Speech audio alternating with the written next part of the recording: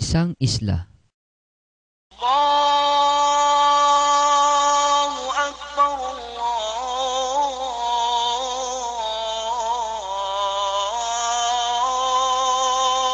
Akbar. Napakapayapa at napakasaya.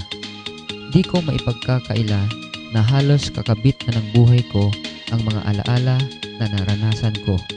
Sa isang isla, nagbago ang pananaw ko sa buhay, sa kapwa, sa pag-ibig, sa kapayapaan. Di ko malilimutan ang panahon kung kailan ko unang naranasan ang tunay na kapayapaan at kaligayahan, ang tunay na pamumuhay. Buhay na alaala ang kasakasama ko mula nung panahon na iyon. Magagandang tanawin at masasayang ngiti at walang hanggang pag-ibig. Yan ang larawan ng islang ito. Mula sa magulo kong isip at syudad, dito ko naranasan ang mapayapang buhay. Dito ay walang takot na namumuo sa bawat isa. Isang isla, Bungaw. Dito ko naintindihan ang buhay. Dito ko natutunang umibig. At dito ko naranasan ang tunay na kapayapaan. Masusulan, tawi-tawi. Ngito yata kilako.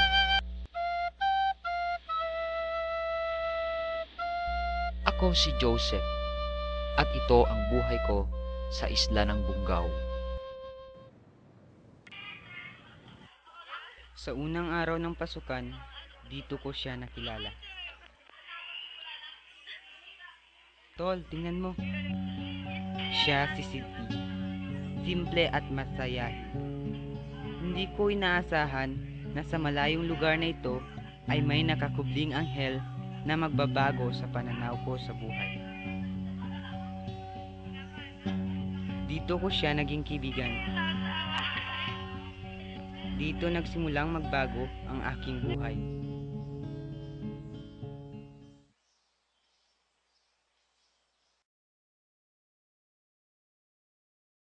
Anong ginagawa mo dito? Wala, nanonood lang ng sunset. Malapit lang ba ang bahay niyo dito? Hindi, namamasyal lang ako. Hindi ka ba natatakot? Na baka may mangyaring mas sa'yo?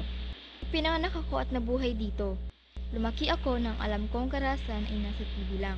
Bakit naman ako matatakot? Ewan ko, baka biglang may manakit sa'yo dyan. Siguro nga bago ko lang talaga dito.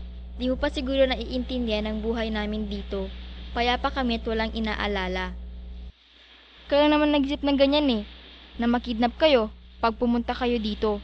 O masabugan kayo ng bomba. Kaya naman nag-isip ng ganyan eh. Walang ganun. Di ko maintindihan. Unawain mo at intindihin. Ilan naman ang dahilan kung ba't namumuhay kami ng mapayapa. At yan ang kailangan upang mamuhay ng mapayapa. Dapat marunong kang umunawa at umintindi sa iyong kapwa. Sige, mauna na ako. Tama siya. Kung siguro walang pag-unawa ang bawat isa sa kapwa at walang pagkakaintindihan, siguro hindi makakapamuhay ng sabay ang mga tao dito. Lumipas ang maraming araw at napapansin ko na parating absent si Siti. At kung nandyan man siya, ay di ko rin masyadong nakakausap. Naisip ko siya kasi siguro wala akong mapagkukopyahan ng aming assignment sa Araling Panlipunan tungkol sa kapayapaan. Ngunit di ko malilimutan ang sinabi niya sa akin nung isang hapong iyon. Mahalin mo ang sarili mo. Mahalin mo ang bawat tao sa paligid mo. Kung magagawa mo yan, di ka mahihirapang mabuhay kahit saan. Tara, uwi na tayo. Siguro namimiss ko lang talaga siya dahil di ko na siya nakakausap. Titi! Bakit parati kitang nakikita dito? Malapit lang ba ang bahay niyo dito? Bakit? Sinusa mo ba ako? Hindi naman. Binibisita ko kasi ang putod ng mama ko doon.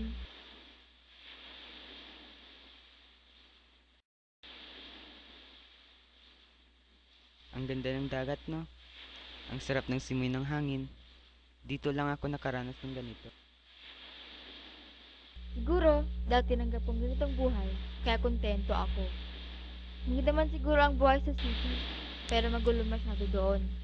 Siguro sarili mo, hindi mo maintindihan. Mas magulo nga dito eh. Ang gulo ng kultura, ng mga pananaw ng tao, at pagkain. Kaya siguro mahirap pakisamahan. Bakit ako? Hindi ako nahihirapang pakisamahan ka. Hindi ba? Sure? Oo, hindi. Bakit kaya?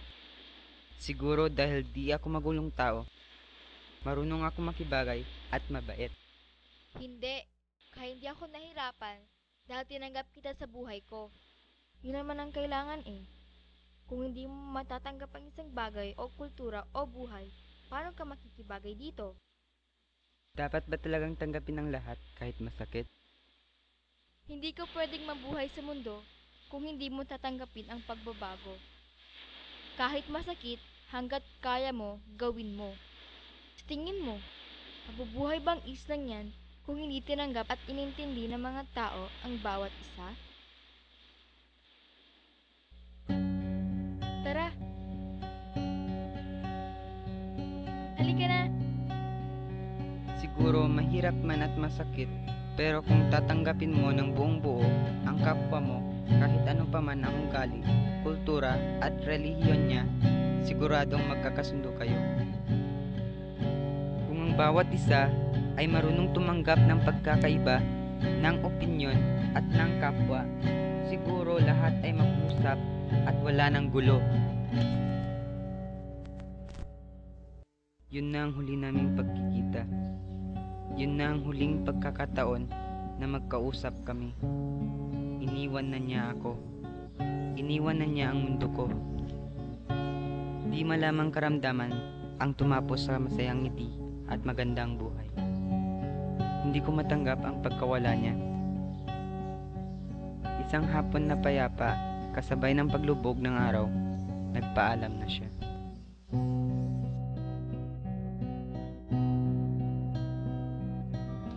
Nawala man siya sa mundong ito, hindi nawala ang mga alaalang iniwan niya sa akin. Hinding-hindi ko malilimutan lahat ng aral na natutunan ko sa kanya. Siguro ngayon, payapa na siya. Kapayapaan, yan ang naging daan niya upang mabuhay sa mundong puno ng pasakit at puso. Inunawa niya at inintindi ang buhay. Tinanggap niya ang pagkakaiba at paghihirap ng buhay niya.